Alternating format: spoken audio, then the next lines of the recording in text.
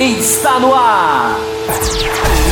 O mais tradicional podcast sobre corridas do Brasil. Os comentários e o debate sobre automobilismo de um jeito que você só ouve aqui. A partir de agora, Bárbara Franzin, Thiago Raposo, Diogo Gomes, Thiago Rosa e Fábio Campos apresentam Café com Velocidade. Café com Velocidade. A dose certa na análise do esporte a motor. Para você que nos ouve no cafécomvelocidade.com.br, estamos começando mais uma edição, a edição número 587, pré-GP do Brasil. É sempre muito legal quando nós chegamos nessa semana, eu e Fábio Campos, pelo menos, que estaremos lá representando o Café com Velocidade, já que neste ano nem Thiago Santa Rosa, nem Bárbara Franzin, nem Diogo Gomes comparecerão a Interlagos, mas até onde eu sei, Bárbara Franzin e Thiago Santa Rosa não estarão no encontro do sábado, que nós falaremos mais nessa edição, para você que está interessado a participar desses encontros que acontecem nesse clima de Interlagos. Então, nessa semana nós estaremos aqui falando de Fórmula 1, um pouquinho sobre essa questão de Interlagos, um pouquinho ainda da temporada e algumas perguntas que recebemos, e também um bloco de MotoGP, e parece que o bloco da Stock Car ficará a cargo de Diogo Gomes e Thiago Santa Rosa ao longo da semana. Veremos se conseguirão desenrolar e publicar isso aí para vocês, queridos ouvintes. Antes da gente começar então a falar as discussões, quero apresentar ele que está ao meu lado. Hoje é um programa de duas pessoas, é um bate-papo, é um cara a cara, jogo rápido. Fábio Campos, seja muito bem-vindo, Fábio Campos. Segunda-feira, dia 7 de novembro, 5 de novembro. Amanhã, terça-feira, o senhor está embarcando para São Paulo, já entrando nos climas da corrida de mais um GP. Queria te saudar então e saber de você como está a expectativa para mais um ano de Interlagos. Seja muito bem-vindo.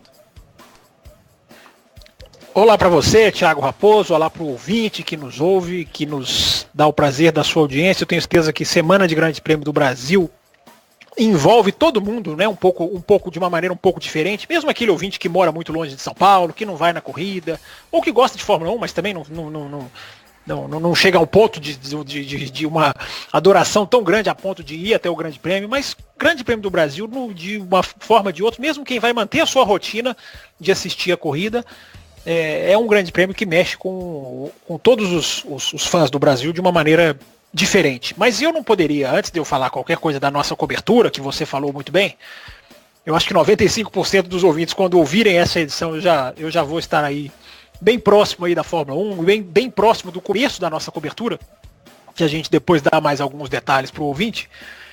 Mas eu não poderia deixar de abrir essa edição sem citar, né? Essa é a nossa primeira edição pós 11 anos, né? Pós aniversário, porque a data do aniversário do café foi na quarta-feira passada. A gente falou muito sobre os 11 anos, mas a gente não sabia que a gente ia receber uma homenagem como a gente recebeu, né, na quarta-feira.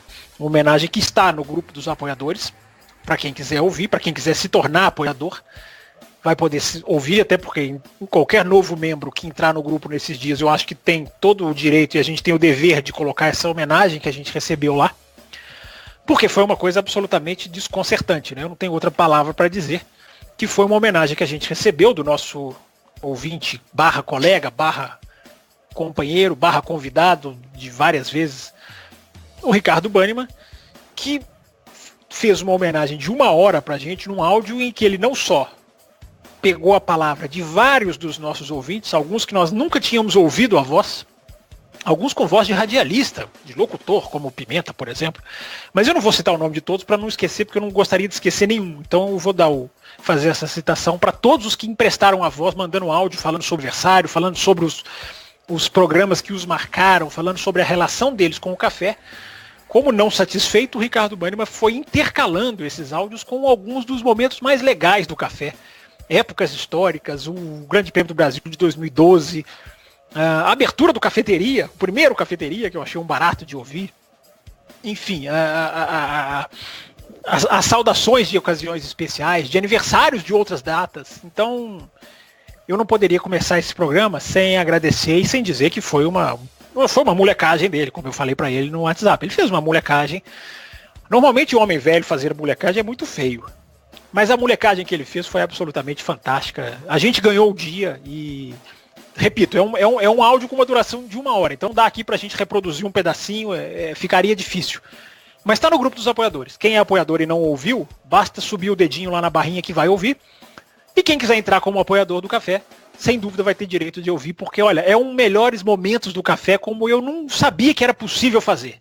E o Ricardo Banniman, num trabalho que eu não sei nem quanto durou, quanto levou, não falei nada com ele a esse respeito ainda, fez esse trabalho que é digno do nosso abraço, do nosso reconhecimento e dele saber que valeu muito pra gente passar aquela quarta-feira ouvindo um presente. O que ele nos deu foi um grande de um presente e não tem nada mais a dizer além disso. Então fica o registro, fica o agradecimento. Sobre o Grande Prêmio do Brasil, o ouvinte pode esperar, né, mais uma vez, o ouvinte que está no grupo de WhatsApp do Café e o ouvinte que está no grupo de apoiadores também, mais ainda, com conteúdo também exclusivo, que a gente vai fazer mais uma vez, né? A gente vai para a pista. O Café com Velocidade tem 11 anos, né, Raposo? E os 11 anos, o Café com Velocidade, se eu não estou enganado, cobriu o Grande Prêmio do Brasil, né? Eu não estava desde o começo, mas sim, eu tenho convicção de que é isso, né? Ou seja, são 11 anos não só de vida, como 11 anos de cobertura do Grande Prêmio do Brasil. Então a gente sabe um pouquinho como as coisas funcionam ali na reta oposta, ali no céu, olhando para o céu, enfim. Então a gente tem muita coisa para a gente poder fazer. A gente vai ter uma semana pré-corrida também, que eu espero que arranque um conteúdo muito legal para o ouvinte, e a gente vai fazer isso. E na segunda-feira, o ouvinte que não gosta de WhatsApp, que não quer se envolver com WhatsApp, ele que espere a próxima segunda-feira, quando a gente volta aqui aí com a cobertura toda, né, todo mundo tendo assistido a corrida, e aí vamos fazer o programa de sempre, né, comentando aquele olhar que eu faço questão de não assistir nada da televisão antes do programa, para ficar 100% com o olhar da pista. E o Raposo certamente tendo assistido já as versões das televisões, para a gente fazer uma mescla aqui com os que não estarão lá, né? Porque Diogo Gomes e Rosa, você falou, não estarão lá, mas sem dúvida estarão ligados, estarão envolvidos na nossa cobertura, enfim, estarão todos nos nossos encontros. Então, o próximo programa vai ser também muito especial para nós do Café com Velocidade. Com certeza, Fábio Campos. E você citou aí, né, o especial que o Ricardo Banniman fez e que está no grupo dos apoiadores. Para você que ouviu o Fábio Campos falando isso e não sabe o que vem a ser o grupo dos apoiadores, nós temos um programa de apoio realmente na internet, está hospedado no apoia.se/Café com Velocidade. É um programa onde você vai lá e com qualquer quantia mensal você ajuda o Café com Velocidade a se manter vivo. E quando eu digo qualquer valor, é qualquer valor. Você pode ir lá, eu quero ajudar esses caras com R$5 por mês, que é muito menos do que um café por dia, né? Muito, muito menos do que um café por semana, inclusive. É quase um café por mês, né? Eu não sei o preço do café porque eu não tomo café, mas eu alucino que seja por volta de R$5 uma xícara, em algum lugar aí mais badalado. Então, não, eu posso ajudar com 10 e tal. O Fábio Campos gosta de lembrar, né? Não tem limite nem pro mínimo nem pro máximo. Então, fiquem à vontade. E quem apoia, né, quem se torna um apoiador, tem alguns mimos. Um deles é estar neste grupo exclusivo do WhatsApp, onde rolou esse áudio exclusivo, né, quase um programa extra, né, foi mais de 1 hora de áudio, muito especial mesmo, ouvi lá, bem que saiu. A gente até pensou em disponibilizar isso na semana passada para todo mundo, mas acabou que não fizemos isto.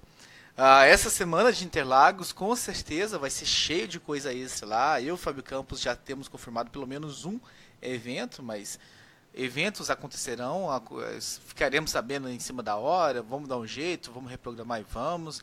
Provavelmente a gente vai dar uma chegada lá em Interlagos na quarta-feira, e ver como está o clima por lá e tudo mais. Então terá coisas exclusivas no grupo, terão áudios também, né? A gente vai estar no celular e tudo mais. Eu espero que seja tranquilo publicar no Podbean pelo celular, mas a gente vai tentar fazer uns expressos junto aí durante essa semana. Então teremos encontro, né? Fábio Campos faz aniversário na quinta-feira e vai fazer um encontro lá em São Paulo, no bar que estão ainda decidindo. Quem quiser, tiver afim... Você vai decidir, inclusive, né? A palavra final é sua, inclusive. Quem tiver afim de ir, entre em contato com a gente. Não precisa ser apoiador para ir nos encontros, fique claro isso, né? Então entre em contato com a gente, fala que eu quero ir, então... Pode falar. E que E que fique claro, né? Nós não sabemos o encontro da quinta, que é o encontro de abertura, como eu falo, é de abertura dos trabalhos. Vai ser a abertura do carnaval, como o Banniman diz, que o carnaval, o Grande Prêmio do Brasil é igual carnaval pra gente. São vários dias, emenda e tudo mais. Não confunda com o encontro oficial do café de sábado, após a classificação, na Cervejaria São Francisco. Enfim, a gente passa o endereço para quem quiser ir, é só entrar em contato com a gente confirma tudo, mas o Raposo já cansou de falar aqui. É um lugar tranquilo, é um lugar que cada um cuida do seu próprio consumo, enfim, não tem nenhum tipo de problema, é um lugar ótimo. Eu gosto de bater nessa tecla, né? Que às vezes o pessoal não, eu não vou lá, o pessoal vai beber. Vai ser muito caro, vai ser esses caro, caras do café são ricos, eles são muito ricos, né? E a gente não é rico, por isso o lugar não é caro. Então pode ficar. Exato, fora o Diogo Gomes. Mas esse encontro do café de sábado já está com lugar confirmado, já é uma quase tradição, né, Comanda individual e tal, fica na Cervejaria São Francisco, que fica ao lado do Mercadão de Santo Amaro. Tem uma linha de metrô, linha Lilás lá, que para muito próximo, então quem depende de metrô para ir, eu sei que faz baldeação ali na linha amarela, né, na estação Santo Amaro, aí pega aquela metrô lá da Zona Sul lá, e aí tem uma estação... Tem um grupo, né, Raposo? Então, e nós temos um grupo. Detalhes. Nós temos um grupo só para isso, para não ficar poluindo os outros grupos. Então você vai estar em São Paulo, é da região, não precisa necessariamente ir para Interlagos. Vai estar em São Paulo, não vai para Interlagos, mas se quer ir no encontro, bater um papo, conversar, conhecer a gente. Conhecer Bárbara Franzin pessoalmente, Thiago Raposo. Tenho certeza que o ouvinte anseia por isso. São tudo muito bem-vindos, então... Como a classificação esse ano foi empurrada, né, um pouquinho para frente, com esses horários, esses novos horários da Liberty, Fábio Campos, que mudou corrida, mudou classificação e tudo mais, vou até confirmar. Eu não faço a menor ideia do horário da classificação nem da corrida, eu vou te confessar, viu, Raposo? Primeiro porque é a única corrida ao vivo que eu assisto do ano. Que eu não absolutamente preocupado com o horário, porque quando você acorda e vai, é assim, quem vai para São Paulo, vamos começar o programa já assim, né? Quem vai para São Paulo, pro Grande Prêmio do Brasil, e quer chegar cedo, já trabalha com a filosofia de acorda e vai para a pista. Não tem nem enrolação, não fazer nada antes, é amanhecer no autódromo. Então, para essas pessoas, o horário, se é 2, se é 3, se é 1 da tarde, não faz a menor diferença. Mas então, pro ouvinte faz. Vamos aos horários oficiais. Pro ouvinte faz. Sexta-feira, primeiro treino livre, 11 da manhã, termina 12:30. Mais tarde esse ano ou eu tô enganado? Mais tarde. Era às 10, foi para as 11. Segundo treino livre, 3 da tarde até 4:30. Olha só. No sábado começa ao meio-dia, o terceiro treino livre, a sessão classificatória das 3 às 4 e a corrida às 3h10 no domingo. O que significa que se das 3 às 4 a classificação, há um deslocamento de no mínimo 1 hora de Interlagos até a Cervejaria São Francisco, no mínimo. Costuma demorar um pouco até mais, 1h30, às vezes até 2 horas. Fábio Campos gosta de fazer chegadas triunfais, então ele enrola um pouco mais, ele espera todo mundo chegar. Começou a entrar em detalhe demais. Só você falar pro grupo, é só você falar assim, ó. Quem quiser, entra no grupo, lá a gente programa caronas, dá dicas de metrô e pronto. Não precisa entrar em detalhes maiores do que esse. Então, assim, é provável, para quem não for para Interlagos e quer chegar só para o encontro, que às 5 horas da tarde o pessoal comece a chegar. Mas se você chegar lá às 5, não tiver ninguém, paciência, 5h10, 5h15, 5h30, o pessoal tá chegando. É um lugar que ele costuma lotar à noite, então esse horário ele sempre tá muito tranquilo. Eles estão acabando de abrir, eles abrem às 4 da tarde, se não me engano. Então, assim, é bem vazio ainda. Você chega lá e fala, já até junta as mesas. Se alguém chega lá antes, já tem a proatividade. Ou tá vindo o pessoal que todo ano vem aqui, eles já sabem. Aquele pessoal que todo ano da Fórmula 1 vem aqui, tá vindo aí. Vamos juntar umas mesas aí. Então eu só gostaria de deixar registrado, em nome da verdade, que eu fico hospedado praticamente ao lado do local. Então eu me vejo na obrigação de pelo menos trocar de camisa, né? Depois de sair de um dia em Interlagos que não deixa ninguém muito limpinho. Então é só isso para deixar registrada a verdade aqui pro nosso ouvinte. Que daqui a pouco eu desligo o podcast com tantos detalhes que ele não quer saber. Uma pergunta, já começamos o programa, né? Tava no recado dos apoiadores, mas já começamos. Já vamos começar com o e-mail, então. Marcelo Cesarino, Fábio Campos. Grande Cesarino. Não falha nunca. Mandou e-mail aqui dizendo o seguinte. Né? Ele deu os parabéns novamente. O Cesarino é de São Paulo, Raposo, ou não? Ou eu tô falando uma besteira de todo tamanho? O Cesarino, ele mora na região de Franca, Ribeirão Preto. Eu não tenho certeza se é em Franca mesmo, se é em Ribeirão Preto. Ou seja, É São poderia, Paulo, né? mas é bem norte de São Paulo, cara. Dá umas 4 então, horas. Dá umas 4 horas de São Paulo capital. De carro. mas é uma grande vergonha não ter aparecido em nenhum dos nossos encontros. Grande vergonha. Fica registrado. Vergonha. Fica cravado. E ele já foi convidado para um casamento que eu fui, e ele também não foi. Então já foram várias as oportunidades que nós já tivemos e ele sempre furando. Ele não gosta de aparecer, entendi. Ele começa, né, falando do aniversário de 11 anos, falando que sente falta da Bárbara, puxando o saquinho dela aqui básico, e aí... Não diga isso. Cite o que ele falou da Bárbara. Eu tenho certeza que muitos dos nossos ouvintes compartilham dessa visão. Não omita. Abre aspas. E destacar, mais uma vez, que sentimos falta de Bárbara Franzin, a presidente e a mais sensata do programa. Fecha aspas. Tá certíssimo. Não poderia deixar de ler uma mensagem dessa. E ele faz alguma pergunta para nós, rapaz, ou não? Ou ele fica só nos criticando? Ele manda o seguinte: a corrida do ano passado foi péssima. A Fórmula 1 não mudou de 2017 para 2018. Podemos ter esperança de uma boa corrida? Também não tinha mudado tanto de 2016 para 2017, Fábio Campos. E 2016... Mas 2016 teve uma água na pista, né? A gente não pode se esquecer disso, né? 2016 a corrida foi lavada por uma chuva torrencial e foi aquele espetáculo que viu. Ou seja, você quer dizer que mora na chuva a esperança de uma boa corrida no final de semana? Não necessariamente, mas só diferenciando os dois fatores. A Fórmula 1, o Cesarino, corre em Interlagos há muitos anos. E desde esses seus problemas já terem se tornado crônicos. E às vezes se encaixa boa corrida ou não. Depende de safety car, depende de algumas estratégias. O que mudou, Cesarino, um pouco são os pneus. Por exemplo, os pneus no México foram diferentes do que aconteceu com os pneus no México, um pouco diferente do que aconteceu no ano passado. Não diametralmente oposto, mas é um pouco diferente. Por exemplo, a Mercedes torrou, podemos dizer assim, né? Torrou os pneus no México, coisa que não tinha feito exatamente assim o ano passado também, embora feito uma corrida estranha em 2017. Mas isso tudo tem a ver, Cesarino. Se o asfalto com o pneu der ali algum... E você sabe muito bem, Cesarino, né? Se existe algum ouvinte que entende a nossa ideia de que a sexta-feira é prejudicial, também isso vai entrar em campo, Cesarino, ou vai entrar na pista. Se a sexta-feira, por exemplo, for nublada, domingo for de sol, é outro jogo. A corrida ganha outra cara. A mesma coisa se for o contrário. Né? Se faz aquele solão na sexta-feira, mas o domingo é de tempo frio. Não vou negar na chuva. Isso faz uma diferença enorme. A diferença, e a gente já citou aqui, nesse ano, por exemplo, o Grande Prêmio da Áustria. A diferença entre a temperatura, eu não vou nem entrar na questão da chuva, ou dos carros terem muitas bandeiras vermelhas. Não, hoje em dia nem precisa chegar. Claro que se acontecer isso, ótimo. Né? Menos sexta-feira, para mim, melhor. Mas se acontecer como aconteceu na Áustria, em que a sexta-feira tem 15, 18 graus de temperatura para o domingo, já é outra corrida, com certeza que já entram com vários pontos de empolgação. E, Cesarino, as coisas podem acontecer de jeito interessante. Não dá para cravar. Nós não temos esse poder em nenhuma das pistas do calendário. Não temos. Esses fatores podem fazer parte do jogo, Cesarino. Na sexta-feira, o modo como os carros vão, a diferença de temperatura de um dia para o outro. A gente sabe que São Paulo há essa variação. Né? Não há nenhuma coisa esquisita. Sexta-feira for muito calor e o domingo for muito frio.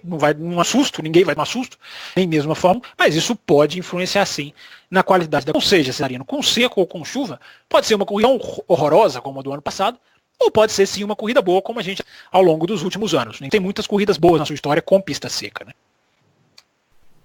E olhando aqui então a previsão parece que no Google, quando você coloca, está dando o seguinte. Vamos lá, vamos ver. No sábado e domingo tem umas nuvenzinhas com chuva aqui, pintado, não diz muita coisa. Aí eu entrei no site. As nuvenzinhas com chuva. Interessante isso. O gráfico. Não, aparece as gotas, os azuizinhos. Existem caindo. gotinhas. Entendi, então aparece a chuva, isso.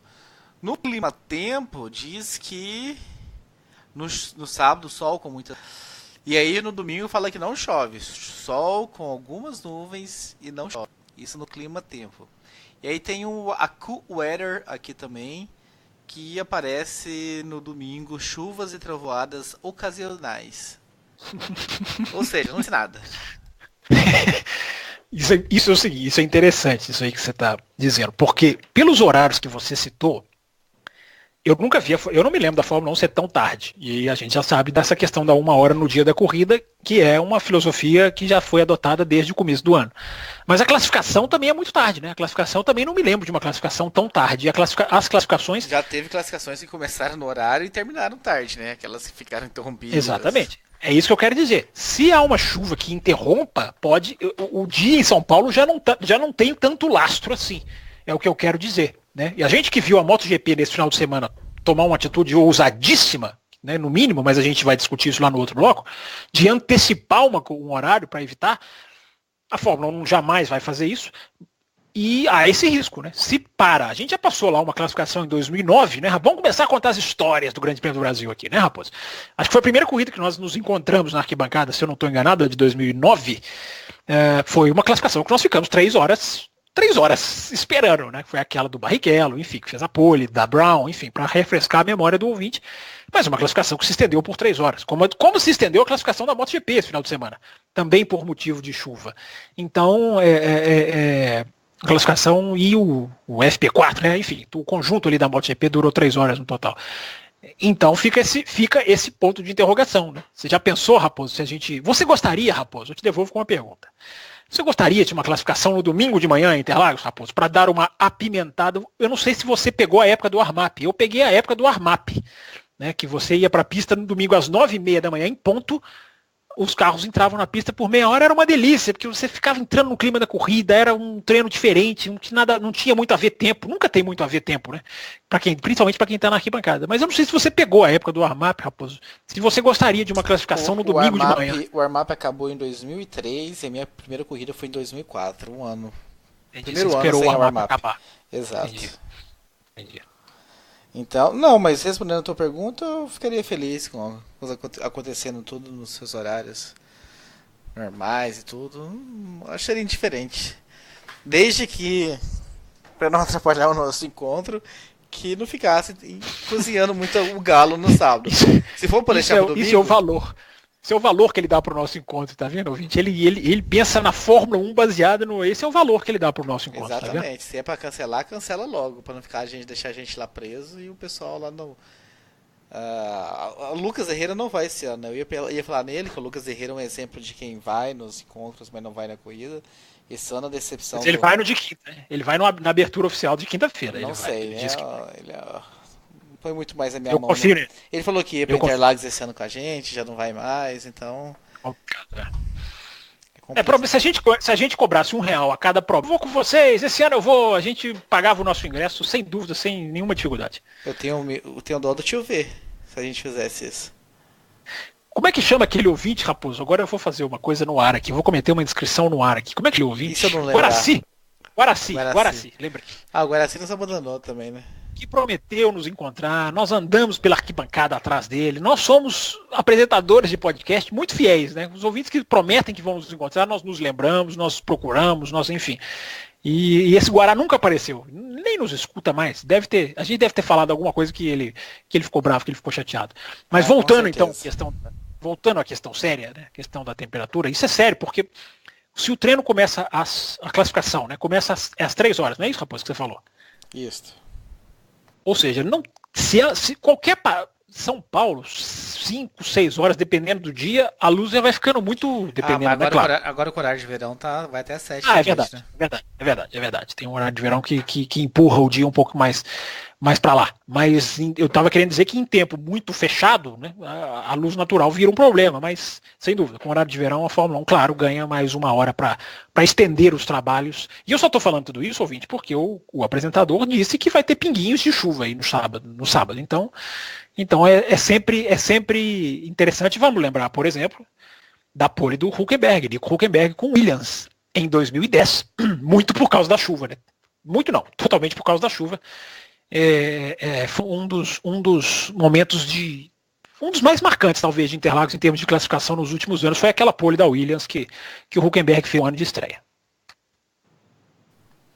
Pois é, esse foi o ano que eu estava lá no M. Aqueles que têm uma condição melhor, entendi. Entendeu?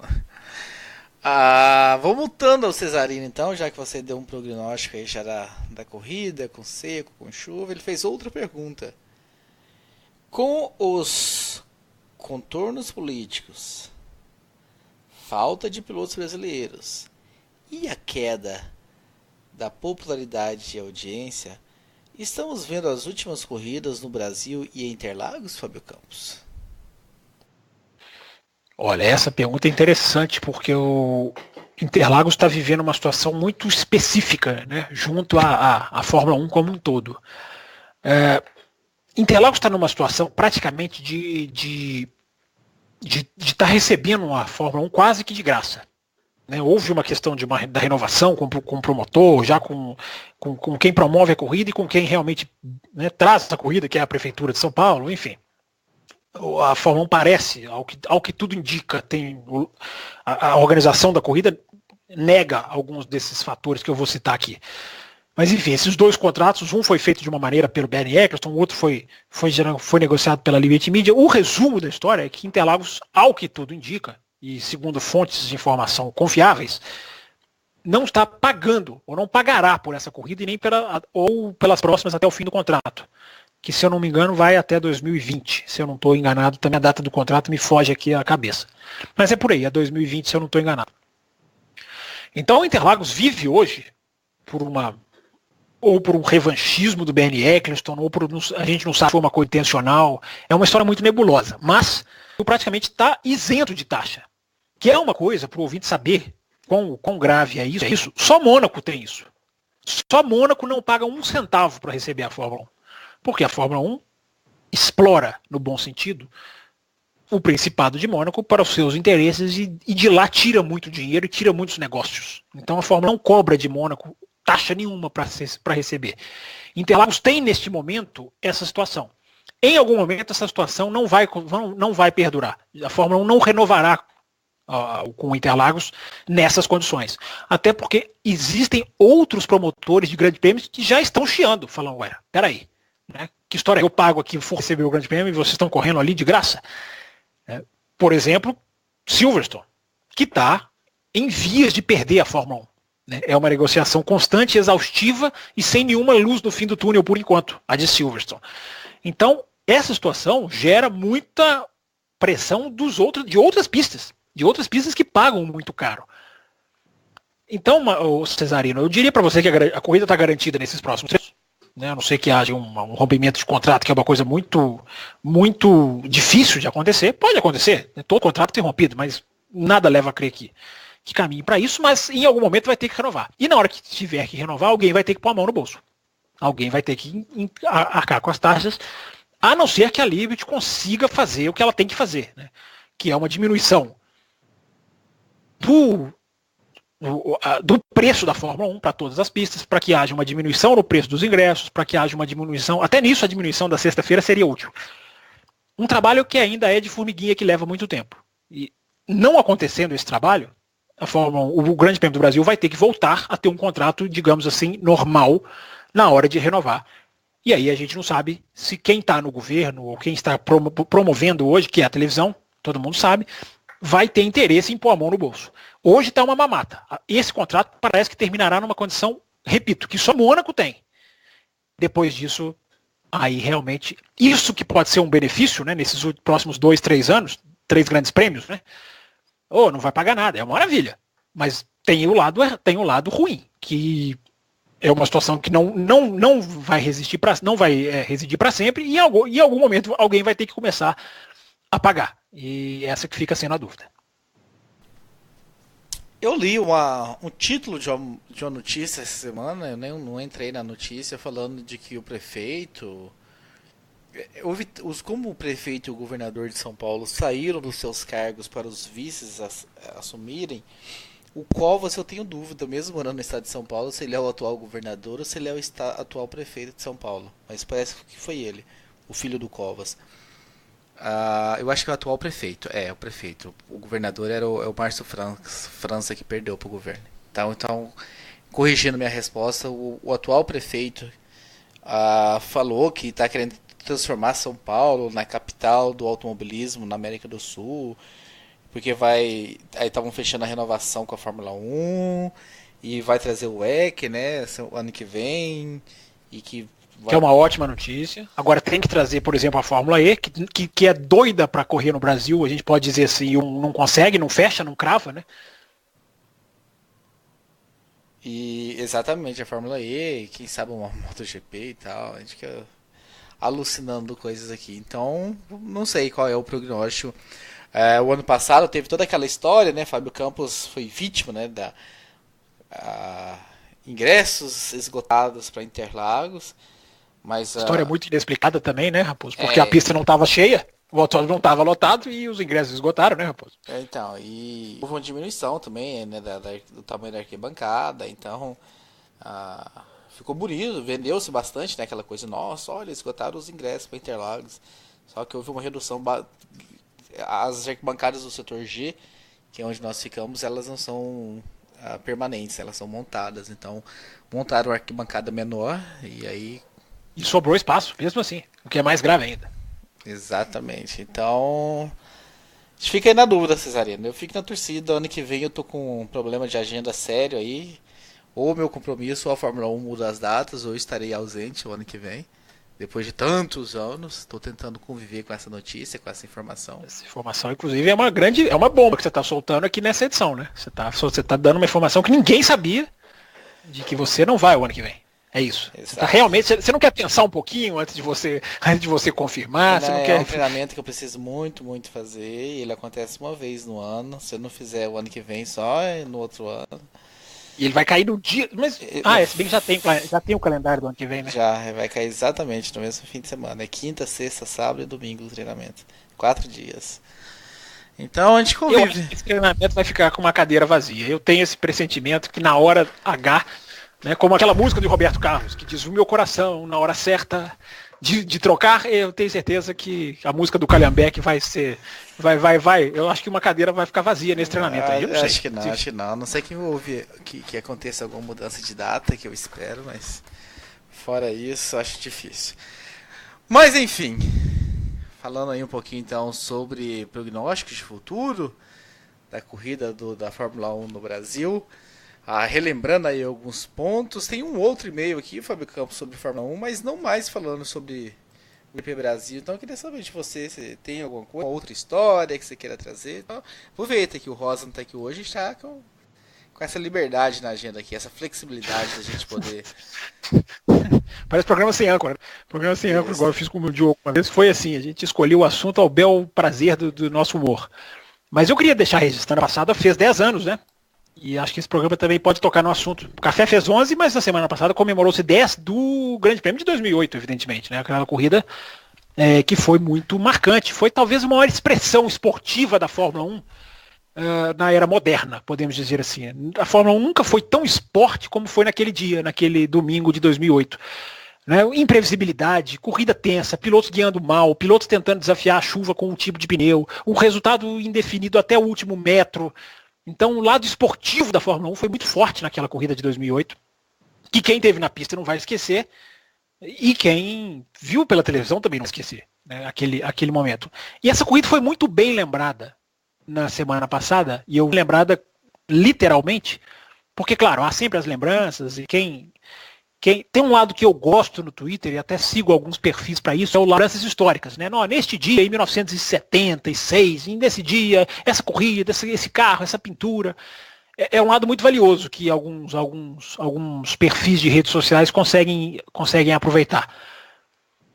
E na semana passada, justamente nessa época desse dia do aniversário da corrida, eu não me lembro se foi na quinta, na sexta, na quarta, em sexta não foi, mas enfim, eu não me lembro exatamente o dia que caiu os 10 anos, o inclusive disponibilizou essa corrida no YouTube. Eu não sei se ela ainda está. Vou até dar uma olhadinha aqui. Daqui a pouco eu confirmo para o ouvinte.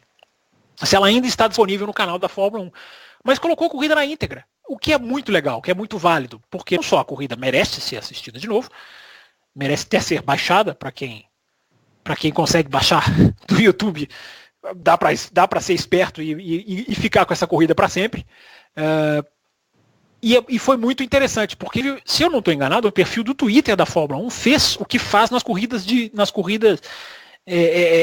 ao vivo, nas corridas atuais, que é fazer ali um volta a volta né? Essa corrida foi, aliás, eu estou me lembrando que agora, ela foi transmitida no YouTube, no Facebook ao vivo. Ela foi retransmitida, claro, né?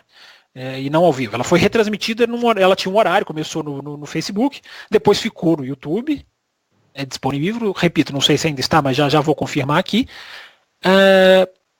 E à medida em que essa reprodução da corrida no Facebook ia acontecendo, o perfil oficial da Fórmula 1 no Twitter ia fazendo um volta a volta. Ó, fulano entra no box, Hamilton precisa de tal resultado. Então, enfim, resumindo, fez uma reconstituição daquele dia. Um pouquinho, né? Um pouquinho de uma reconstituição daquele dia de 2008 que foi tão fantástico, com tantas variações e com um final tão imprevisível. Mesmo já todo mundo já tendo spoiler, eu acho que foi interessante, porque eu acho que é isso que é legal no perfil da Fórmula 1, e a Fórmula 1 tem entrado no YouTube, no Twitter, no Facebook.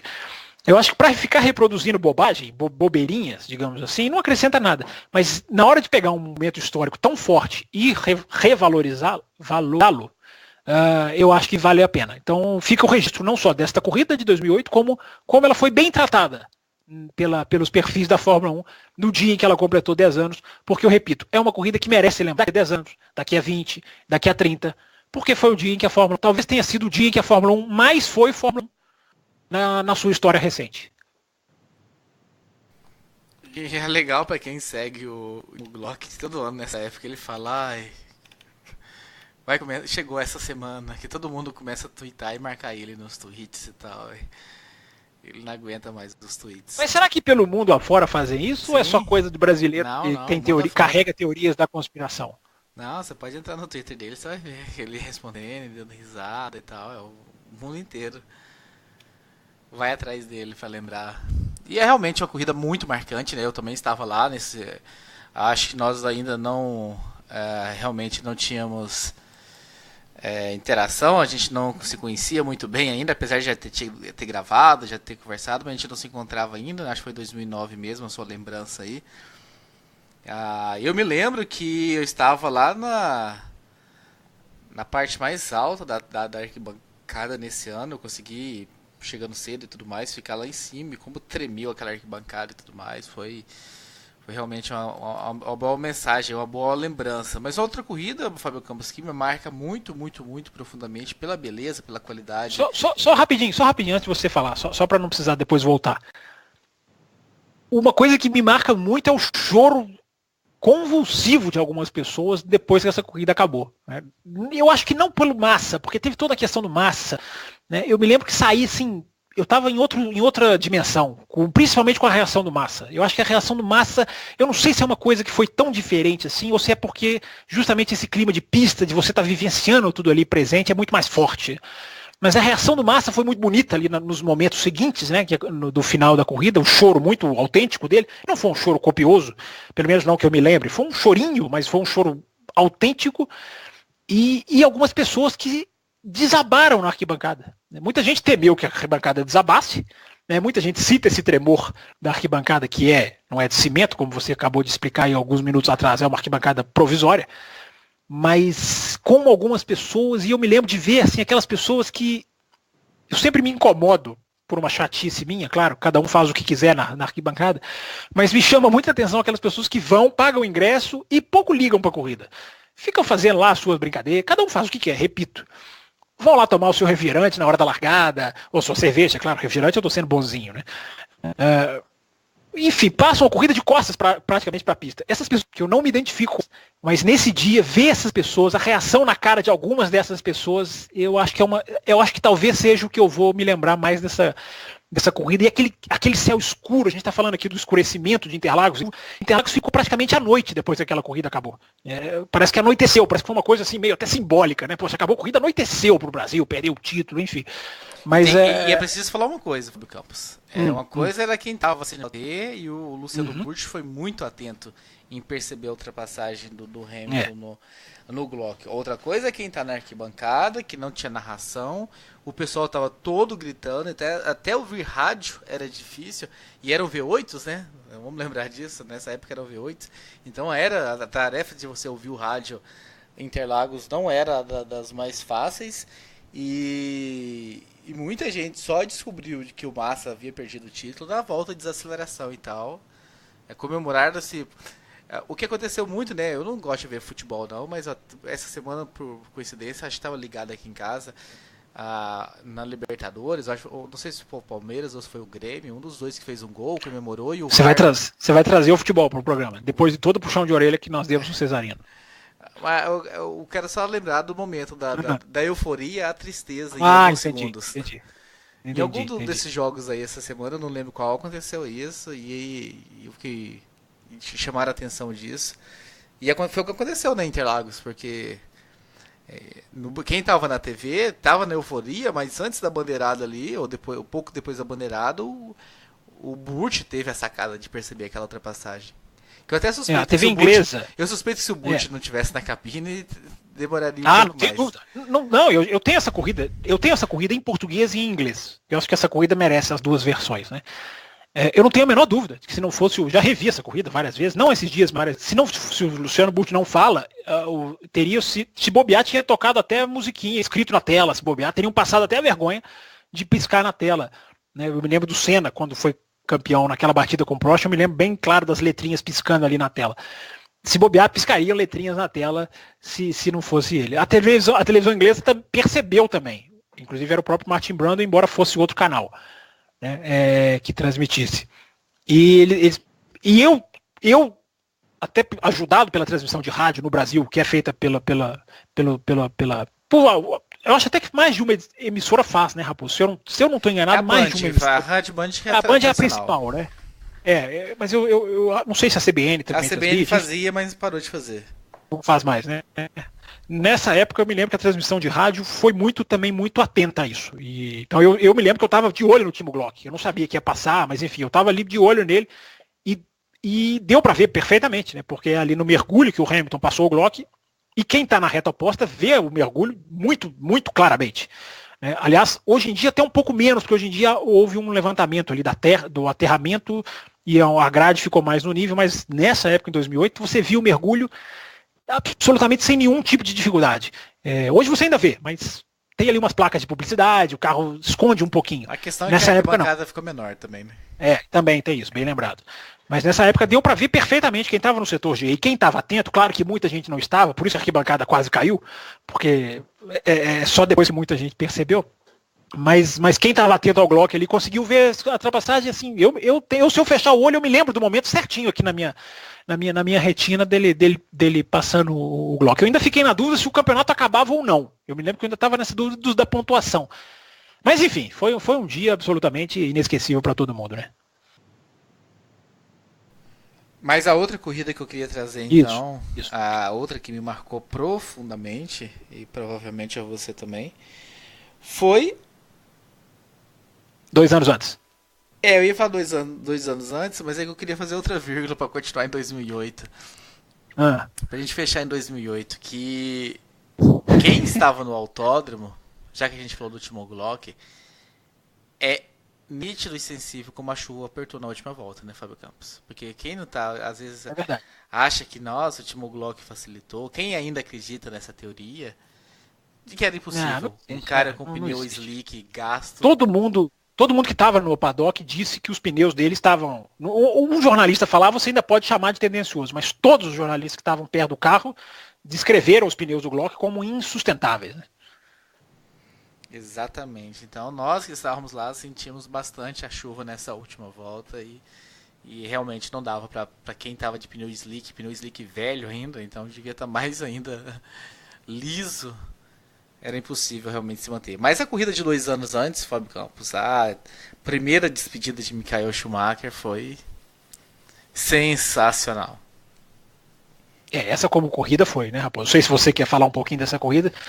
Talvez seja até melhor você falar, né? Mas essa como corrida foi incrível, né? Como esporte também, né? Não o lado esportivo simbólico, como de 2008, mas como ultrapassagens, como disputa, né? Exatamente, porque ele tem aquele toque no começo da corrida, né? E vai pro box com o bico todo fodido, pneu furado também, se não me engano, né? E aí ele troca e volta. A hora que ele volta à pista, o Felipe Massa até dá a impressão, né? De que levanta um pouco o pé pra não dar uma volta nele. Que o Felipe Massa, que era o primeiro colocado, tinha dado uma volta inteira e tava... É verdade. Não me lembrava desse momento, da saída do box ali, bem lembrado. Eles saíram muito, muito perto um do outro, assim, e aí o Schumacher dá início a corrida de recuperação. Era a última corrida da temporada, né? Fechava no Brasil em 2006. Era realmente a despedida oficial. E aí o alemão resolveu realmente dar um espetáculo na despedida. Saiu ultrapassando todos à frente dele. Muitas das ultrapassagens acontecendo na nossa frente ali, né? Na freada da reta oposta. Foi um show, realmente. Mas as mais belas no S do Senna, né? E não existia DRS, né? Sempre Sim, bom lembrar. Exatamente. E se não me engano ele termina em quarto, né? Naquela corrida. Foi quarto, isso. Quarto sim, colocado. Sim, quarto. Quase indo ao pódio. Então foi uma corrida realmente muito marcante. E tem a do Verstappen também, né? Que a gente tem que falar de 2 anos atrás, que foi uma pintura de corrida também. Essas duas são muito marcantes. Eu me lembro. O mais legal de ir nessas corridas, a gente já está caminhando aqui para o fim, né, Raposo? O legal de ir para essas corridas são as imagens que você grava na sua retina, que é aquelas que você fecha o olho e você se lembra delas claramente. Eu acho que isso é o que vale, né? Isso é o que vale, independente de Interlagos, se é corrida lá fora. Eu sempre busco guardar uma imagem e mentalizar sempre para não esquecer certas imagens, né? Desde da primeira vez de Interlagos, a primeira vez que fui em certas pistas. E essa de 2006, eu me lembro muito claramente ali daquele ponto de vista da reta oposta, da ultrapassagem dupla que o Schumacher fez nas duas BMWs na largada, no começo da corrida. Foi uma coisa maravilhosa. Foi assim, ele joga o carro e faz uma ultrapassagem. Claro, as duas BMWs meio que espalham um pouquinho, né? Porque lado a lado elas perdem um pouco a tangência da curva. Mas não invalida a beleza desse movimento do Schumacher, bem no comecinho da prova, e eu tenho muito essa imagem guardada de 2006. Foi um movimento belíssimo. Como eu tenho também de 1999, aliás, 1999, foi a minha segunda corrida, um momento em que o Barrichello passa o Mika Häkkinen na reta oposta, o Barrichello de Stewart e o Häkkinen de McLaren. Há um problema na marcha do Häkkinen, enfim, há alguma coisa que não acontece normalmente. O carro perde velocidade. Mas na hora que o Barrichello ultrapassa de Stewart, a reta oposta foi muito parecido com 2008. Por mais inacreditável que possa parecer, porque a arquibancada foi como se fosse um gol. Porque ninguém esperava. Foi uma coisa assim, de repente o carro perdeu velocidade. Quando o cara veio para ultrapassar, a arquibancada é uma delícia, né? A arquibancada se levanta, um segura no ombro do outro. O outro tenta escalar. Essa hora você espera a ultrapassagem, é uma delícia. Mas essa do Barrichello no Häkkinen, em 99, ela foi de repente. Então, porque de repente o carro perdeu velocidade. Então, foi como um gol mesmo, uma coisa que de repente sai do nada. Então, foi também um momento. Deve ter aí na internet, fácil de achar. Enfim, não deve ser difícil de ver essa ultrapassagem. Nem foi uma ultrapassagem, foi quase uma coisa parecida com o DRS, embora não existe. O carro perde velocidade e o Barrichello passa de Stewart. Eu acho que ele assume a liderança. E a arquibancada foi abaixo, né? Aquele ano de 99 que o Barrichello conseguiu fazer muita coisa bonita com a Stewart, né? E que acabou o levando a um contrato com a Ferrari. Então é outro momento também que vale registrar, como você citou, 2016. O que mais marca de 2016. E por falar em Barrichello, o que você me diz de 2003, que eu não estava lá ainda? 2003 foi como 2002, foi como 2001, foi como 2000, foi como 2004. Se bem que 2004 ele conseguiu o pódio, né? Ele consegue se recuperar. O Barrichello o Barrichello foi muito chato o que aconteceu, porque o Barrichello ele sempre foi muito aberto com Interlagos, né? De que era lá que ele queria ganhar, de que é o público dele, de que ele cresceu ali, pulava o muro, e realmente a casa dele é do lado ali de Interlagos, a casa da família dele, enfim. Então o Barrichello sempre deixou muito pública a vontade dele de ganhar Interlagos. Eu me lembro da entrevista do Barrichello em 2006, quando ele era piloto Estrela R, né? Que viria a ser a Honda, e o Massa ganhou a corrida de 2006. Que foi justamente o primeiro ano fora na Ferrari, e o Barrichello ali na hora do pódio disse, olha, é difícil para mim. Ele é tão sincero, o Barrichello sempre foi um cara tão sincero, que ali ao invés dele falar o politicamente correto, claro que ele elogiou o Massa, mas ele falou, olha, ver o Massa ganhar é difícil para mim, me dói. Por causa disso tudo que você está citando. 2003, era gasolina que acabava, né? O acidente dele em 2001 é uma das coisas que estão gravadas na minha cabeça também, porque foi exatamente ali na nossa frente, né? Em 2000, na freada da reta oposta, em que ele acerta a traseira do Ralf Schumacher. Enfim, a roda subiu assim. Se tivesse um prédio de 7 andares, a roda tinha pulado o prédio. De tão alto que aquela roda subiu, na hora que ele bateu. Felizmente a roda não foi para direção nenhuma, foi reta e caiu ali mesmo na área de escape. Mas a relação do Barrichello com o Interlagos sempre foi uma coisa muito dramática, né? Sempre foi uma coisa muito... não sei se chega a ser triste, né? É um pouquinho, talvez, porque ele sempre quis tanto ganhar essa corrida e perdeu por os detalhes mais bobos, né? Falta de combustível, carro que quebra na volta de apresentação, ou na volta de alinhamento, na volta de sair do box pro grid. Uma peça acho que foi 2002, uma peça daquelas detalhes, assim, uma ligação entre uma peça e outra que quebra, uma coisa de plástico, enfim, uma coisa assim. Ele não, eu não acredito nessas superstições, eu não sou disso. Mas ele não tinha que ganhar Interlagos, né? Parece que realmente ele não tinha que vencer Interlagos. E só para finalizar, Raposo, 2016, a minha grande marca de 2016 somos nós. Né? É a arquibancada, é a vaia, é o protesto que começou ali, que nasceu ali, que ganhou as imagens de televisão, que ganhou os comentários nas televisões. Eu fui assistir depois a TV inglesa chamando muito a atenção para o protesto de arquibancada, que eu repito o que eu falei na época, não posso garantir que se foi no autódromo inteiro, mas no setor G, começou ali Raposo, Banniman, Rosa, começou ali as vaias para aqueles extensos safety cars que nunca saíam, e tanto estávamos certos que o safety car saiu, a condição pouco mudou, o safety car saiu, e a gente viu todo aquele espetáculo de 2016. O acidente mais forte foi o do Nakajima? Aquela Williams? Não, o que mais forte, não, o que mais me marcou foi o do Nakajima, embora na televisão ele seja uma coisa quase que boba. O acidente mais forte é aquele eu não estava lá ainda, né? Mas foi aquele de 93, do 94. Nossa, tô falando. Nossa. Tem que ser os nossos. Então, eu ia citar aquele do. Eu acho que o acidente que mais me marcou, eu acho que foi 2001. O de 2003 foi forte, mas não foi na sua frente, né? Com o Alonso até fica com a vitória. Aliás, com o Alonso. Sim. Foi lá em cima, Foi lá para o pessoal lá do setor A, enfim, foi lá na reta principal. Eu lembro de ver só fumaça nesse de 2003. Do Nakajima foi 2009. É uma batida que ele sobe assim na roda do Kobayashi, os dois japoneses, né? E o carro vira um míssil. Para quem tá na televisão, fala assim, é uma batidinha boba. Mas na arquibancada, ver aquele carro passar sem roda, raspando o guarda-reio, cruzando assim, como um míssil mesmo, assim, ó. Aquela imagem clássica, assim, todo o pescoço de todo mundo indo da esquerda para a direita, assim, ó. Como se fosse um jogo de tênis. Passar aquele míssil descontrolado, eu repito, essa batida na televisão, ela não chama coisa assim chamativa, mas ela ao vivo é outra coisa, absolutamente. Ali eu mudei muito essa filosofia. Acidente é uma coisa na televisão, a corrida já é uma coisa na televisão e outra ao vivo, o acidente também. Agora, só para não deixar sem resposta, eu acho que o acidente que mais me marcou, talvez, em Interlagos, foi em 2001, quando o Montoya liderava aquela corrida, fazendo aquela ultrapassagem no S do Senna, que eu me lembro, talvez, essa sem dúvida foi a ultrapassagem mais marcante que eu já vi na minha vida, em cima do Schumacher, naquela relargada. O Montoya liderava aquela corrida, era a segunda corrida dele na Fórmula 1, se eu não estou enganado, segunda ou terceira, enfim, o Brasil era no começo do ano, naquela época. Ele ia para ganhar aquela corrida e o Verstappen pai, numa barbeiragem, na hora que foi tomar uma volta, arrebentou a traseira do Montoya. Mas até foi ali bem na freada da reta oposta. Mais do que a batida, que foi um choque, porque eu me lembro claramente da Arrow subindo, assim, escalando a traseira da Williams, foi o Montoya passar em frente à arquibancada com o capacete, né, voltando ali pela área interna do circuito, e eu nunca vi a arquibancada gritar tão forte o nome de ninguém. Nunca de Barrichello, nem de Senna. Claro, já gritaram 1000 vezes, mas não tão forte. A força do grito da arquibancada de Montoya, foi fantástico, foi inesquecível. A arquibancada gritava mesmo, mas aquele grito com força, aquele grito com gesto, com braço. A arquibancada gritava Montoya com muita força, foi muito legal. Realmente foi, e foi 2001, repito.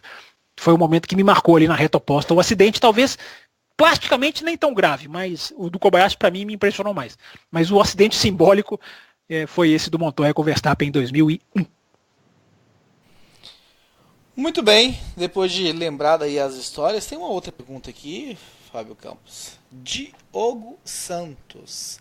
Ele diz o seguinte: olá, amigos do Café com Velocidade. Este é o meu primeiro e-mail para vocês. Ah, que legal. Estou ouvindo o Café com Velocidade há alguns meses pelo Spotify. Muito bom você falar isso, porque, para quem não sabe, estamos no Spotify, estamos no Deezer e também estamos no YouTube.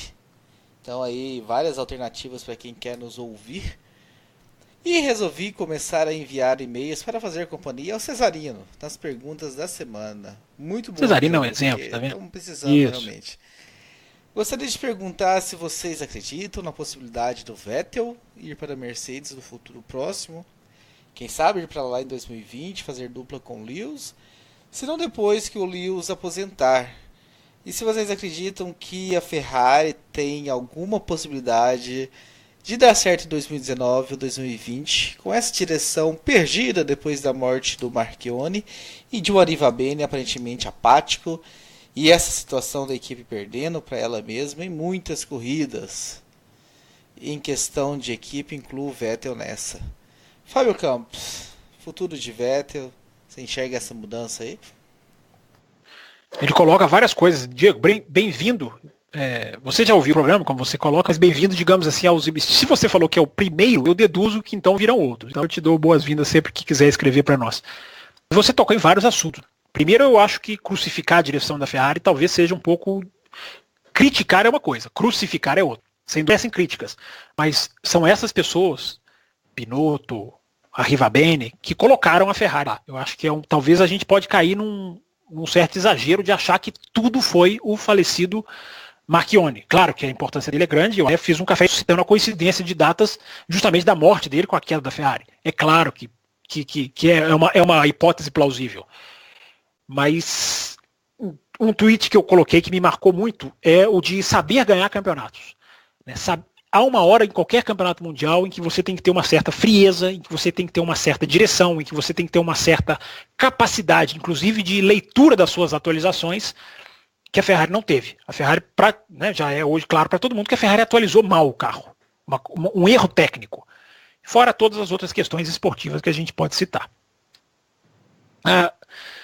A outra que ele fala do Vettel, né? De 2020 não, ele cita 2020, eu não sei se ele errou ou se ele acha 2020 não, porque todo mundo tem contrato de 2 anos ainda, o Diego. Ou seja, 2019 e 2020 tá todo mundo onde vai ficar todo mundo onde está. Se a gente teve uma dança das cadeiras primorosa esse ano... Você chamou o Diogo de Diego ou eu que ouvi mal? Eu chamei de Diego, eu errei o nome dele, meu Deus. De Diogo, por favor. Você, por favor, então. Meu Deus do céu. Agora que ele não vai mandar mais e-mail ainda, ele manda o primeiro e eu erro o nome dele, que absurdo. Mas me desculpa, Diogo.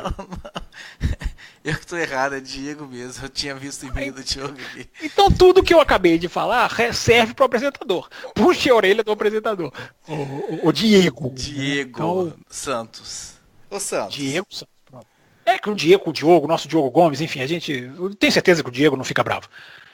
Mas só para completar, Diego, se a dança das cadeiras esse ano foi fantástica, a de 2021 promete ser melhor ainda, porque acaba o contrato de todo mundo, e inclusive acaba o contrato atual da Fórmula 1 com o Pacto da Concórdia, mas a de 2019 para 2020 promete ser uma chatice, porque todo mundo tem contrato para 2 anos, então promete ver se o Ocon vai pegar o lugar do Bottas, que há uma coisa que a Mercedes está quase que dizendo abertamente.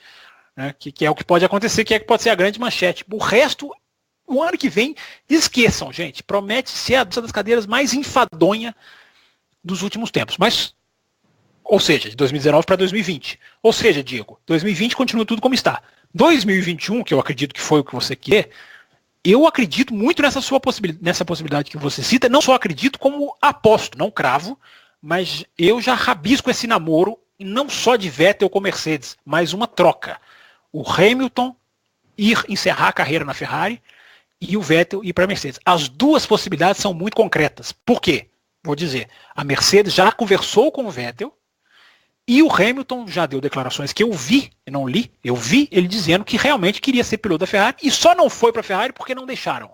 Né? Porque dentro da Ferrari, ele disse claramente, né? Porque o piloto da Ferrari tem o poder de veto. O poder de Vettel. Né? O trocadilho é perfeito nesse caso. Então o Hamilton já disse, com isso que eu estou citando aqui, que quer sim correr pela Ferrari. E o Hamilton acho que vai chegar num ponto em que chega, né, de Mercedes. É aquilo que a gente sempre fala, né? É o que aconteceu com o Alonso, é o que aconteceu. O Alonso um pouco menos, né? Mas enfim, aconteceu com o próprio Schumacher. É a hora do cara falar, pronto, ou eu pego um gás novo em algum lugar, ou para mim não tem muito mais graça ficar ganhando, porque o Hamilton pode ganhar, tem tudo para ganhar mais campeonatos ainda. Então eu arriscaria uma ainda. Então eu acho que a possibilidade de uma troca Não vai ser uma troca, né? Vai ser o fim dos contratos e uma negociação independente para cada um dos lados. Mas eu acredito que essa possibilidade é forte. Repito, não há informação nenhuma nesse sentido. Mas há uns rabiscos que nos levam a acreditar, sim, em Vettel na Mercedes e em Hamilton na Ferrari em 2021. Com relação à aposentadoria, os dois são da mesma idade, da mesma época. Né? Eu não vejo assim muito assim, nossa, precisa esperar o Hamilton aposentar para... pode até ser, de repente, do andar das carruagens que o Vettel saia antes do Hamilton, né? O Hamilton parece ter muito... Aí já é impressão minha, né? Muito mais tesão pela coisa do que o Vettel em si. Não que o Vettel não tenha, mas que o Hamilton tem em demasia. Então, depender da aposentadoria um do outro, a não ser que alcance os resultados e tal, mas não parece, né? O Hamilton parece estar muito focado em recordes e tudo mais, então... Mas eu acho que o Hamilton, você tem razão, mas eu acho que o Hamilton corre mais justamente o risco de se cansar de dominar, e o Vettel, se o Vettel ganha alguns dos próximos campeonatos, isso pode ser para ele um efeito contrário, né? Assim, de reenergizar, de falar, poxa, olha, trouxe a Ferrari para o título, né? Então, você tem razão, eu acho que o Hamilton hoje em dia demonstra um envolvimento até assim, emocional, né? O Vettel é mais frio, a gente não consegue ler essa parte dele, né? Mas eu acho que o efeito pode ser o contrário, o Hamilton pode se desgastar entre aspas, tá, gente? De tanto ganhar pela Mercedes e buscar um desafio, como eu acho que o Mark Marques vai fazer na MotoGP, e o Vettel quer sentar numa Mercedes. Eu não tenho dúvida de que o Vettel gostaria de sentar numa Mercedes, não que ele desprezará a Ferrari, enfim. O Hamilton hoje é mais dono da Mercedes do que o Vettel da Ferrari. Eu acho que a chegada do Leclerc é muito simbólica, assim, de que, olha aqui, nós queremos... É pressão, meu amigo, nós não vamos guiar só para você, nós vamos fazer tudo só para você. Tá aqui chegando um menino para te pressionar. A Mercedes é o contrário. A Mercedes hoje em dia não, Hamilton é o primeiro, que não incomodem o Hamilton, deixa ele fazer o que ele quiser, deixa ele ser o primeiro piloto. É o que eu falei no programa passado. Hoje em dia eu acho que as coisas inverteram. A Mercedes é muito mais de um piloto só, e eu enxergo a Ferrari muito mais, pelo menos tendendo a abrir uma porta para uma certa competitividade dentro da sua fábrica e da sua equipe. Eu tenho um pavor gigante de que você vai quebrar a sua cara o ano que vem. Eu espero que eu quebre. Você acha que Leclerc eu gosto tanto de você que eu prefiro que eu quebre a minha pra gente ver. Então, pra não ver essa decepção nos seus olhos, eu prefiro que eu esteja errado. Você acha que Leclerc é um segundo piloto sem nenhum tipo de negociação? Cara, eu vejo Schumacher e Massa. Olha só.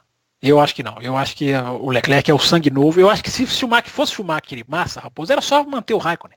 Renova com o Raikkonen, fica ali, tá tudo na paz, ele não incomoda muito. Eu acho que a vinda do Leclerc é sim a Ferrari falando, olha, queremos dois pilotos. É como se o Vettel já tivesse tido a chance. E não podemos nunca achar que só o Vettel perdeu os campeonatos dos últimos 2 anos. Claro que não é só ele. Mas eu acho que a Ferrari enxerga um pouco assim, olha, tá na hora de um gás novo, tá na hora de alguém novo botar uma energia. Se for trazer um cara desse para ser segundo piloto, era só deixar o Raikkonen. Não teria nenhuma grande diferença pro ano que vem. Talvez medo de perdê-lo, como perderam o Sérgio Pérez no passado. Acho que a gente respondeu, né, todas as perguntas do Diego Santos. Desculpe, viu, Diego? A gente termina esse bloco pedindo desculpas ao ouvinte que nos mandou e-mail pela primeira vez. Olha como o tratamos mal.